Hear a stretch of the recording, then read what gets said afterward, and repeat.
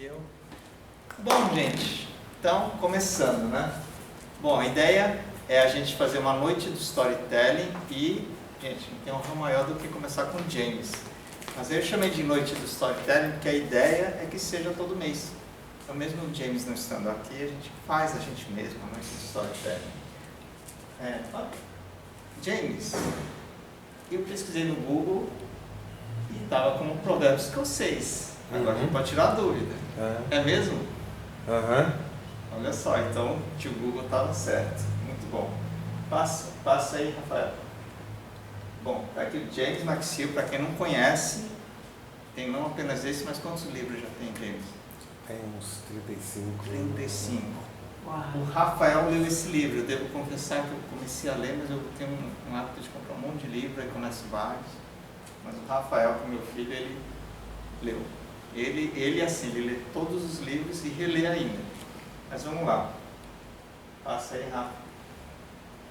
Bom, homenagear também aqui a Arlene Davis, que eu conheci no curso do nosso amigo que está aqui com a perna doente. Infelizmente ele não pôde vir, o Alexandre Camilo. Ele queria muito te conhecer também, James. No curso do Camilo, eu conheci a Arlene Davis. Então, maravilhosas conexões que vão se formando aqui. Aí no próximo a gente coloca a Madá também. Passa aí, Rafael. E qual que é a história desse espaço? Aí que a história é legal. Essas cadeirinhas que vocês estão sentados, eles podiam ter trocado, né? Depois de 15 anos. Mas esse mesmo espaço, em 2007, eu comecei a dar aula de marketing Google, achando que a minha carreira, que o meu talento era dar aula de marketing digital. E aí, ano passado, em outubro, eu fiz uma mentoria e veio uma meta de alugar um espaço na Vila Mariana. E aí caiu a ficha assim, vou alugar no mesmo prédio, liguei para o corretor, era o mesmo corretor, Almeida. Falei, Almeida, é o seguinte, vê o conjunto aí no prédio que eu quero alugar, vou voltar a alugar, e ele vinha um conjunto. O mais curioso é que a gente conseguiu um espaço, depois a gente vai lá em cima conhecer. E aí depois eu falei com um ex-cliente, que era aqui perto, ele ficou bravo, porque ele falou assim, vocês alugaram o nosso conjunto? Eu falei, como assim o nosso conjunto? Eu cheguei, escolhi, vim e aluguei. Só que como ele estava demorando para decidir, a gente alugou na frente. Isso daí é a prova que às vezes a gente precisa fazer como esse encontro com o James, que as pessoas falam, nossa, está muito em cima. Eu falei, não, mas se for só eu e o James já está ótimo. Então, perdeu uma oportunidade dessa. Então, foi desse jeito que nós estamos aqui presentes de novo. Passa aí, Rafael. E, aliás, volta um slide. Essa foto é de 2015 mesmo. 2015, quando eu aluguei, quando as pessoas assistiam. Pode passar, Rafael. E aqui era o site na época. Olha só, olha esse site. Nos meus sites falavam de curso de links patrocinados. Hoje eu olho para trás, parece que é uma vida passada, assim, né? Para quem olha, eu trabalhando com origami, passa aí, Rafael, mas a gente está de volta. E a ideia agora aqui da Confid, ao invés de ficar inventando de fazer cursos, na verdade é trazer quem já é especialista, né? Então, a Madá, a Aline, então, na verdade eu estou ativando meu espírito baiano, que é sentar e fazer quem é expert fazer a coisa acontecer, né? E aí eu só faço prazer. Mas na verdade qual é o desafio? Os empreendedores ainda têm esses desafios, né?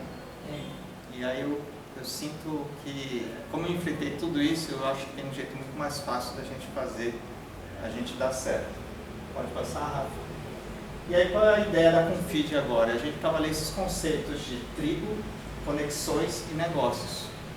Então a ideia da tribo do storytelling, a tribo do PNL, a tribo da empatia, né? Aliás, a Madá estou curioso para ver sua palestra de empatia. A tribo do origami, né? Então, aliás, esse aqui, gente, deixa eu ver se está saindo aqui. Esse aqui eu fiz junto com o Ernesto. O Ernesto está lá atrás. Uma Merkaba, né? O Ernesto, ele é ficcionado por esse, ele faz a gente ficar... Eu nunca tinha feito e agora a gente fica meio viciado em fazer também. Pode passar, Rafa? É esse que você está mostrando, não é esse que faz assim, né? Que você mostrou. Não, esse é outro. Esse é outro. E a Confid nasceu, eu idealizei esse propósito, ser uma rede de confiança de pessoas conectadas e livres para aprender coletivamente de forma colaborativa. A curiosidade é que essa frase nasceu em 2010, quando eu participei de um concurso do HSM, e aí tinha assim, quem for selecionado vai participar do HSM e vai poder conhecer o Philip Kotler.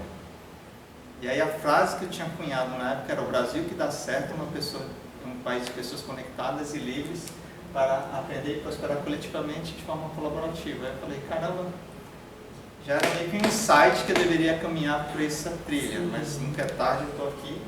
E aí tem várias marcas, principalmente Origami, a Confid Education, que vou retomar com projetos de educação, e a mentoria, que é uma novidade, porque agora está na moda, então, só que eu sei que toda moda a gente tem que organizar ela de um jeito mais bacana.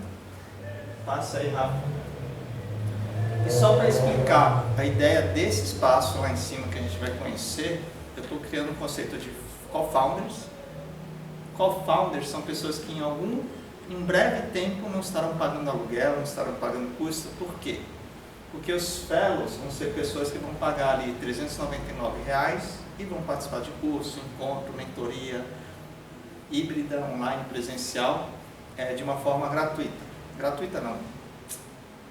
Não precisa pagar, já está com passe livre, é tipo um Gympass, pagou aquilo, não paga mais.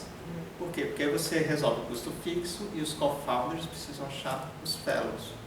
Então eu sempre falo, a pessoa precisa decidir que se quer ser o fellow ou se quer ser o co-founder, que vai ter um pouco mais de trabalho no início. E aí depois a gente vai procurar os parceiros, patrocinadores. Passa, Rafa. E aí, para passar para o James, eu gosto muito dessa historinha. Quem conhece, bom, vamos lá, quem não conhece vai ficar conhecendo. Tem 5 passarinhos no galho. Quem conhece não vale falar a história. 4 decidiram voar. Quantos ficam? 5. Ah, você já sabe a historinha, mas todo mundo sabe que a maioria das pessoas responde o quê? 1. Porque a maioria das pessoas está decidindo e não faz. E outro dia me falaram assim, tira a palavra decidir, é querer, escolher e fazer. E é por isso que a gente está aqui com o James hoje. Passa aí, Rafael. E aí eu gosto muito dessa frase, porque tinha uma oportunidade, o James está aqui no Brasil, e as pessoas falaram, nossa, mas aí é muito rápido, né? Márcio, você é muito apressado. Eu falo, você não entendeu, dia 9 ele vai embora, eu não sei nunca mais como que ele volta de novo.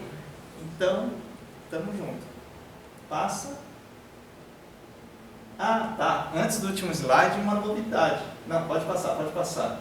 Esse domingo eu tive um dos maiores presentes que eu recebi nos últimos tempos, que teve a imersão do Pedro Superti. Quem conhece o Pedro? Eu conheço ele, o pai e a irmã dele. O pai dele estudou comigo, o pai dele tem uma fazenda. Nossa! Eu conheço todo mundo, Cada né? uma. Depois a gente conversa então, vamos conversar, mas o fato é que eu participei da imersão Inspire, foi sábado e domingo, de 9 às 20 horas da noite. Aí às 20 horas do domingo, ele falou assim, não, você pode fazer o coração de origami no finalzinho do dia, né? Eu falei, 6 horas, eu falei, beleza, deu um intervalo, não chamou. Eu falei, caramba. Aí chegou 8 horas, eu falei, esqueceu, vai dizer que não deu tempo. Aí bateu um nervosismo, porque eu falei, aí caiu uma ficha, eu falei, não é que não deu tempo, o Pedro ele não é de fazer isso. Ele vai encerrar o evento com a minha dinâmica. E aí eu falei assim, aí bateu o nervosismo, mas foi muito legal, foi uma das melhores palestras que eu fiz na vida, está devidamente gravado, depois vocês olham lá. E para vocês terem uma ideia, foi quase como a emoção do casamento, da formatura, porque foi quase como uma formatura do origami. Falar, tudo que você construiu, está aqui ó, o reconhecimento. E agora sim, passa. Vamos, James. Agora o James assume. Sento ali e conversa então. Deixa eu só dar um abraço aqui, tá saindo o vídeo. E aí? Muito bem. Olá, vídeo. Olá, vídeo. Pronto. E agora, vamos seguindo aqui. Hoje à noite eu vou contar para vocês a história de um casal. O casal gostava de banana. O casal gostava de banana não existe. Não dá. Tá? Ela gostava de banana e ele também comia. Agora deu. Eu tenho que escolher um. Eu vou contar a história da minha turminha. Todos não. História de turminha, todos não têm. Contar a história da minha turminha. A Mônica, que é a chefe da turminha para tentar. Bom, agora sim. Então eu preciso sempre escolher um indivíduo, singularizar para poder contar uma história. Então toda história é una, toda história é singular. Só o princípio. Então, o amador é incrível. Eu vejo amadores que dizem assim, eu vou contar a história da minha empresa. Isso é interessante, né? De repente, assim, uma empresa chega à tua porta e diz, olá, eu sou uma empresa. Como é que é? Eu não consigo entender.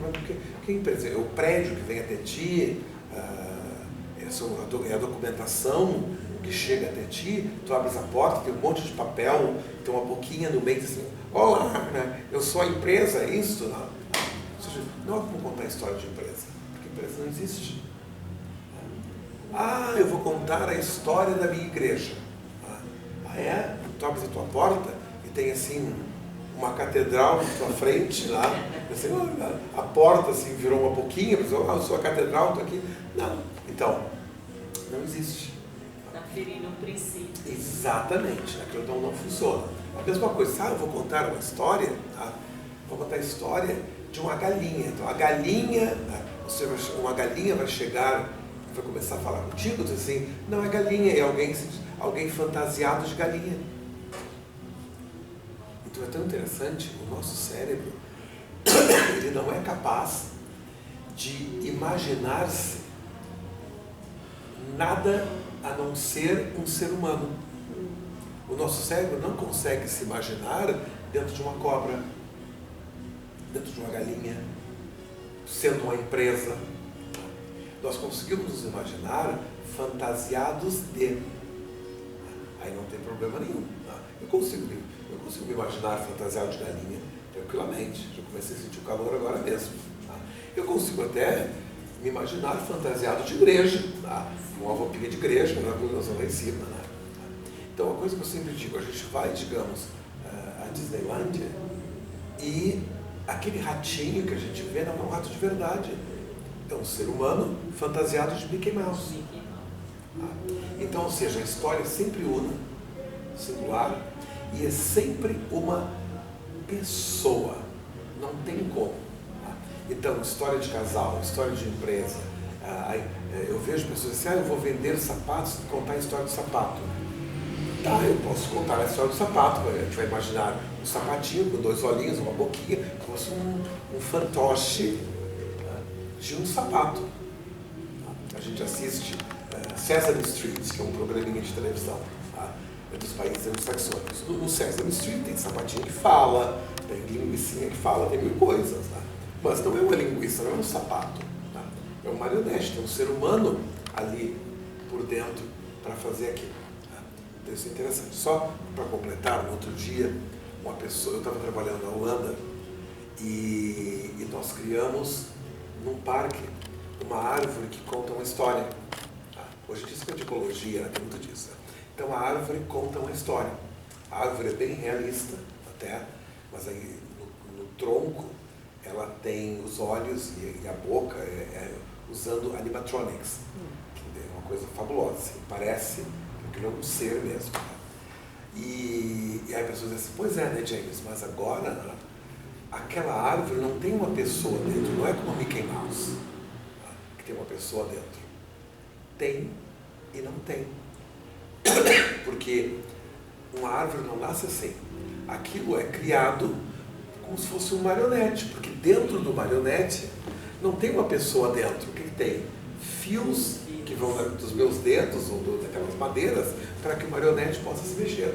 Então, aquela árvore é um marionete, ou uma marionete de mais qualidade. Só isso.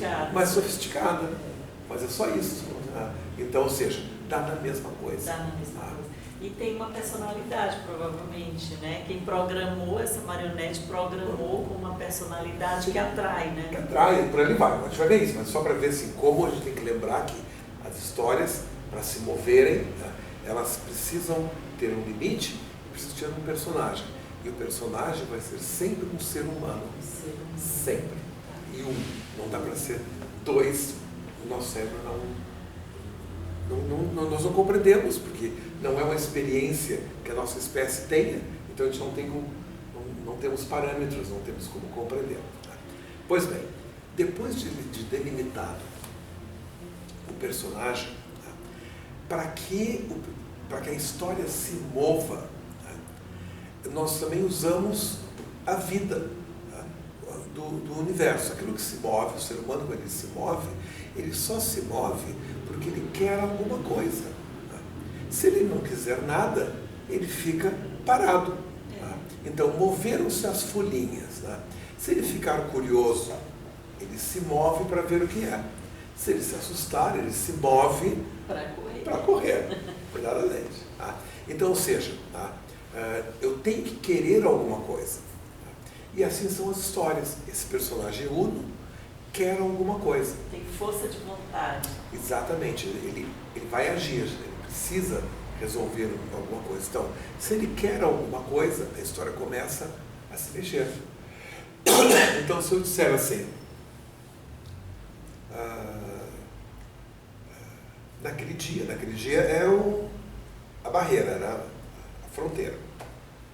Naquele dia, Roberto agora é o Uno, o personagem que vai viver a história. Queria comprar farinha. Quando eu queria comprar farinha, eu já levanto as questões. Por que ele quer comprar farinha? Que tipo de farinha ele quer comprar? Qual a razão de ter farinha? Será que o Roberto fará um bolo? Para quem fará um bolo? Veja que interessante, só quando eu digo assim, naquele dia o Roberto queria comprar farinha, já a história começou a se mover. Porque eu começo a questionar. E aí é o seguinte, para que a história fique memorável, este questionamento, ele tem que ser concreto, palpável e mensurável. Concreto significa assim que quem está ouvindo aquela história consiga entender a partir dessa vida, dessa experiência, o que vai acontecer agora. Não adianta nada trocar de idioma, não, tem que ser uma coisa concreta mesmo. Eu queria comprar farinha. Farinha é concreta. Agora, por quê que ele quer comprar farinha? Então agora ele começa a ter algum problema para conseguir a tal da farinha. Só ver um relato. Né? Então, que problema ele tem? Então, aí ele foi à padaria, chegou ao balcão e disse, olha, eu queria comprar 1 quilo de farinha. Eu disse, olha, sinto muito, a padaria tem farinha, mas não vende. Vai ter que ir ao supermercado se quiser. Ele disse, é que agora o supermercado já está fechando. Eu disse, não, olha, o supermercado aqui em frente ainda fecha daqui a 5 minutos. Quando ele corre ao supermercado para comprar a farinha, o portão está baixando e ele rola por baixo, bem dramático. Aí ele vai lá, corre, encontra um pacote de farinha e ele não tem como pagar, porque os empregados já foram embora, já estão fechando os supermercados. Bom, fazer o seguinte, eu vou sair pela entrada de serviço do supermercado com a farinha e resolvo isso amanhã, passo aqui e pago, sou uma pessoa honesta. Quando ele vai saindo, tem um guarda que examina bolsas de empregado, etc. Ele diz, e o senhor trabalha aqui? Não, eu sou um freguês. E o senhor está carregando um pacote de farinha. Ele diz, eu passo amanhã que pago. Ele diz, não, olha, como assim? Quem entra no supermercado, recolhe um pacote de farinha e está saindo do supermercado, chama-se roubo. Observa agora que não é verdade, porque ele não estava roubando, mas no conceito daquela pessoa ele estava roubando. Então, o senhor não vai poder sair. Primeiro, não é empregado. Como é que o senhor foi parado no supermercado quando já não havia mais ninguém nas caixas? E por que o senhor está saindo com essa farinha? Então agora ele se meteu numa confusão ainda maior. Ou seja, conforme ele vai se metendo em confusão, a gente vai pensando, O que vai acontecer com ele? O que vai acontecer? Aí veio o tal do dilema moral. Sim, tem aquelas coisas todas, né? Então, ou seja, eu começo a querer saber o que vai acontecer, como é que ele vai sair desta situação, dessa enrascada. Tá? Então chega um ponto na história, agora a história está se movendo, agora põe movimento nisso, porque eu já quero saber o porquê ele queria farinha, por que ele quer farinha, por que tem que ser farinha, por que ele está tão atrasado para comprar farinha, por que ele foi à padaria para comprar farinha, que absurdo. Sim, tem farinha, mas não, padaria vende pão, não vende farinha, por que ele já não foi direto aos supermercados, ficou do outro lado da rua? Tá? Por que ele tomou dessa decisão? Por que ele tem esse nível de honestidade, de ingenuidade que acharam no supermercado? Tá? Vai deixar alguém levar farinha e pagar no outro dia? Isso não existe. Tá? Por que ele chegou a esse ponto? Ou seja, questões. Quanto mais questões, mais depressa se move a história. Só que, tá, se eu deixar a história escapar, ela morre. Tá? É interessante porque em português a gente diz assim, ela morre. Em inglês nós temos a palavra away, que dá uma ideia de meio... Vaza. De fade. Então, assim, é como se fosse a história, né? Dies away, fades away, assim, dies away, ela morre, eu preciso de uma boundary. Tá? Então ele diz assim, não, vamos deixar por isso, e eu deixo aqui o saco de farinha. Aí o senhor diz, não, só um pouquinho. Tá? Também assim, o senhor passar pelo que passou, por que o senhor quer o saco de farinha? Eu disse, é o seguinte, tá? Eu namoro a Maria da Silva, tá? E assim, para que a gente tenha uma noite agradável, ela sempre pede que eu faça um bolinho. Tá? E ela vem me visitar hoje, tá? Porque o pai dela está visitando a cidade, então eu queria fazer um bolinho para ela. Assim, a Maria da Silva? Quem Maria da Silva? A Maria da Silva, né? A filha do seu Antônio Silva. Assim, o seu Antônio Silva é o dono do supermercado. Assim, ah, é. Ela me disse mesmo que o pai dela tinha um supermercado. É esse mesmo. E assim, não, então, para lá, só um pouquinho. Então, tu conheces a Maria da Silva? Claro, é minha namorada. Assim, aí liga para o seu Antônio, o seu Antônio fala com a filha, e diz, ah, sim, vou visitar o James, né?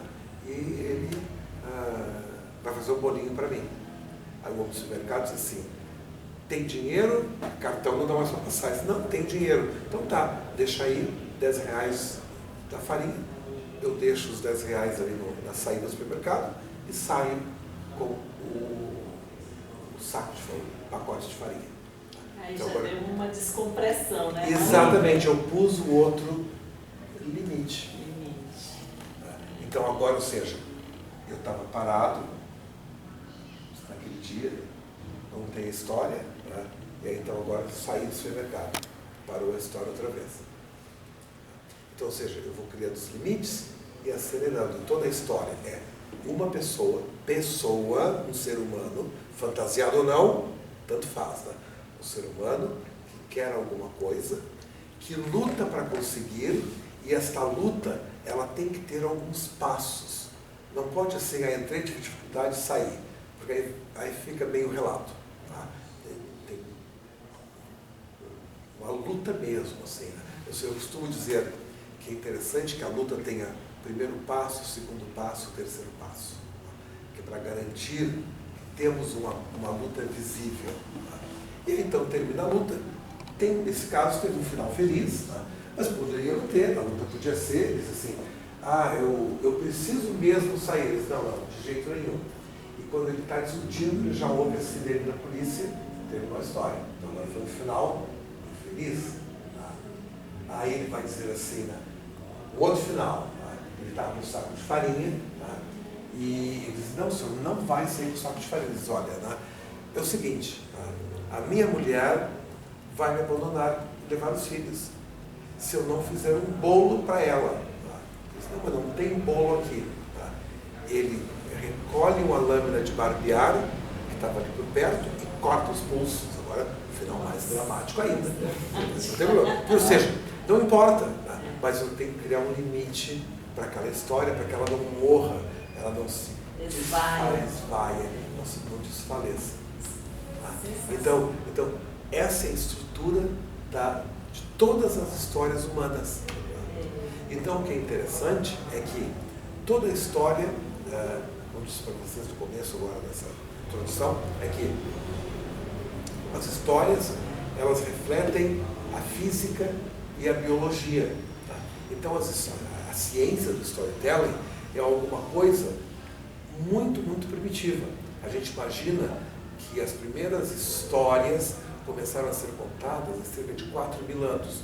A gente desconfia disso porque os símios, eles têm um jeitinho de contar histórias já. Tá? A macaca faz uns gestos e o macaquinho pula nas costas dela. Tá? O macaco dá um grito e os outros macacos saem correndo. Significa ele avisou que tem um tipo de perigo. O outro dá outro grito e eles começam a correr porque tem comida.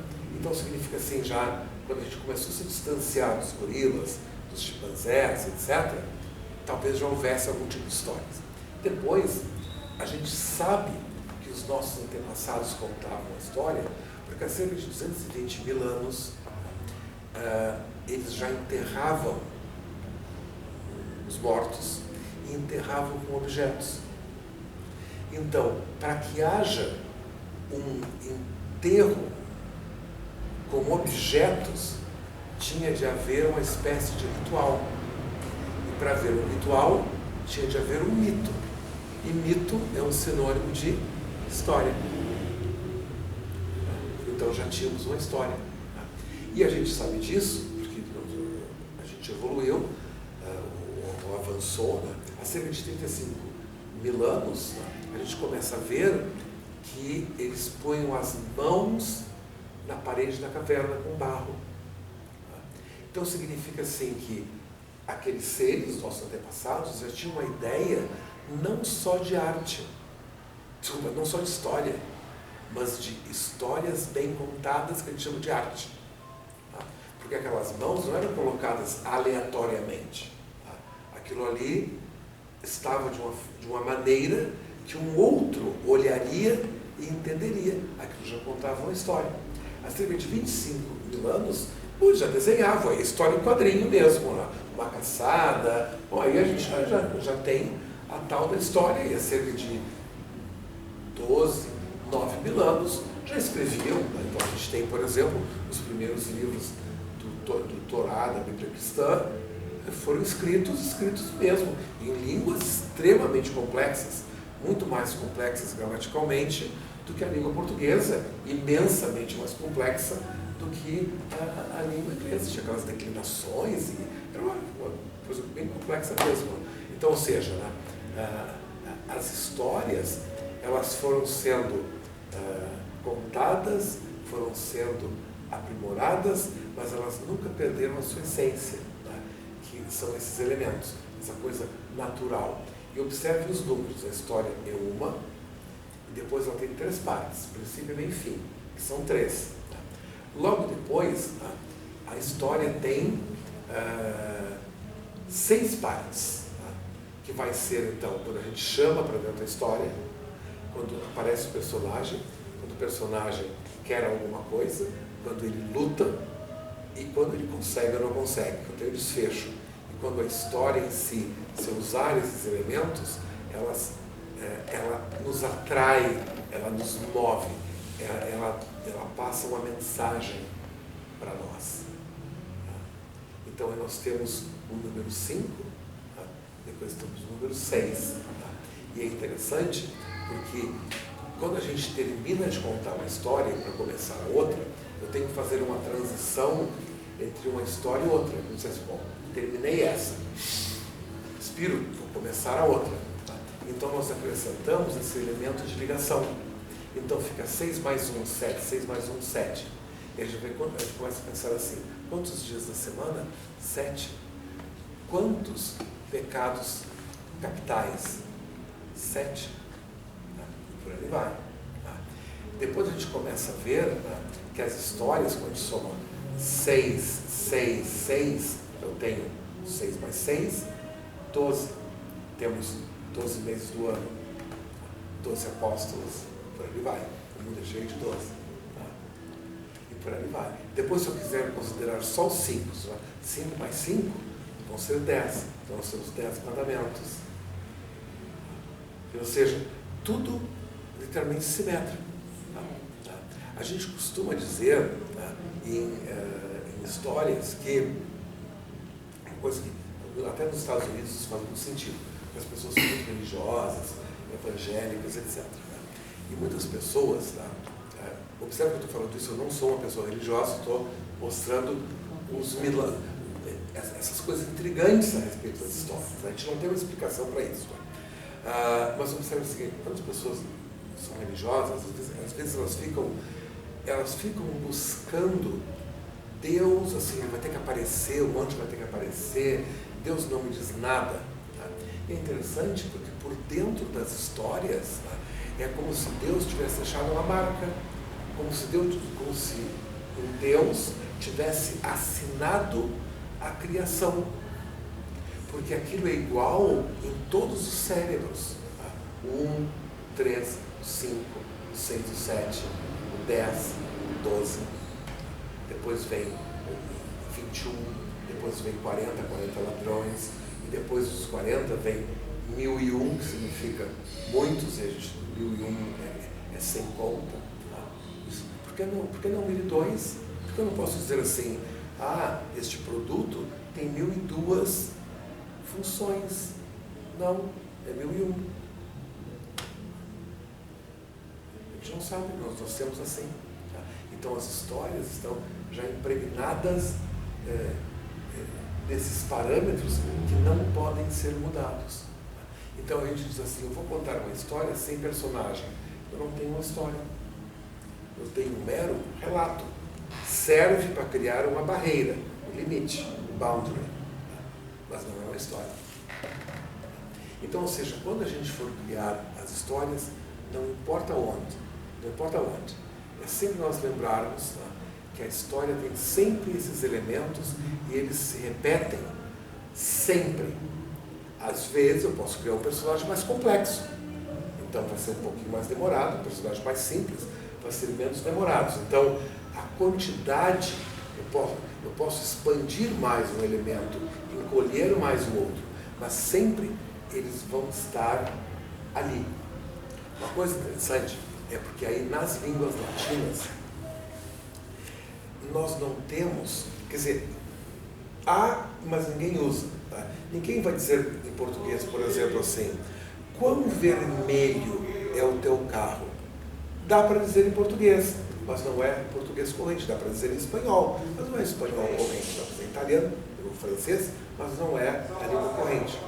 Já, por exemplo, em inglês, nós podemos fazer o que se faz, na verdade, perguntas com gradação todo o tempo. Né? Então, a Aline vai dizer, oh, I bought a new car, a red one. Eu say, oh, how red is it? So very red, like blood. Praticamente não dá nem para traduzir isso para português. Então, ou seja, nas histórias a gente pode intensificar, tirar a intensidade, essa sensação do how, quão isto, quão aquilo. Agora, não podemos mudar a ordem das coisas. O nosso cérebro não capta, não existe. Né? Pessoas dizem assim, só para terminar aqui, James, olha, tá? Mas se eu contar uma história de trás para frente, eu quero começar a minha história com desfecho, por questões artísticas. Tudo bem, só que o desfecho passa a ser a introdução. Tá? Aí, na luta, a pessoa vai dizer, bom, uma pessoa está lutando, não sei quem é, mas é uma pessoa que está lutando.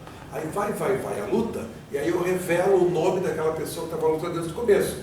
Bom, se tornou parte da luta, chegou um ponto na luta que a pessoa vomitou o nome. Tá? E aí então, tem a introdução que passou a ser o desfecho da mesma coisa. O nosso cérebro, ele sempre alinha as histórias desta maneira. A gente pode contar em qualquer ordem, por questões artísticas, etc. Na hora de lembrar, a gente sempre lembra da mesma coisa. A barreira, o personagem quer, a luta, para conseguir, normalmente, ou para evitar, consegue, não consegue, fica para conseguir, e a barreira para terminar. Sempre assim. Ele vai reestruturar. Né? Ele vai reestruturar dentro disso. E tem que ter princípio, meio e fim. Então aí o nosso cérebro entende que a gente criou uma imagem em movimento. E assim funcionam as histórias. Então as perguntas de vocês. Nossa, Pergunta. primeiro história aliviada, que você terminou a história da farinha, que aí quando você começou a falar, eu fiquei meu, ele não vai continuar essa história, o que vai acontecer? Eu gosto muito de escrever, tipo, prosas, histórias assim. Aí, isso que você estava me falando me lembrou de... como posso dizer? De uma coisa que eu estava fazendo na minha história. Que eu escrevi uma coisa, mas eu já respondi a pergunta. Por exemplo, nessa história... Olha só, pessoal, terminou a conversa com James Maxill sobre storytelling aqui no Espaço Confide. Será que o pessoal gostou, James? Impactada! Obrigada! Você fica muito Principalmente especial. para casamento, né? Você tem um brilho esse papel Tem, muito parece sutil, de ouro. chique, né? Olhem esse trabalho de origami. Eu dizia para o Márcio que literalmente esse tipo de trabalho ele tem de ser exportado. Porque muitas vezes a gente vai jantar, digamos, com um amigo na Europa e a gente vai lá e leva um buquê de flores que se dissolvem uma semana depois, que apodrecem. Um presente assim é uma coisa para a vida, tão leve quanto flores, e literalmente assim, a energia do papel, a energia de que alguém criou essas flores, é absolutamente lindo. Não dá para perceber no vídeo a beleza da criação, da construção, mas sem dúvida és um produto para exportação.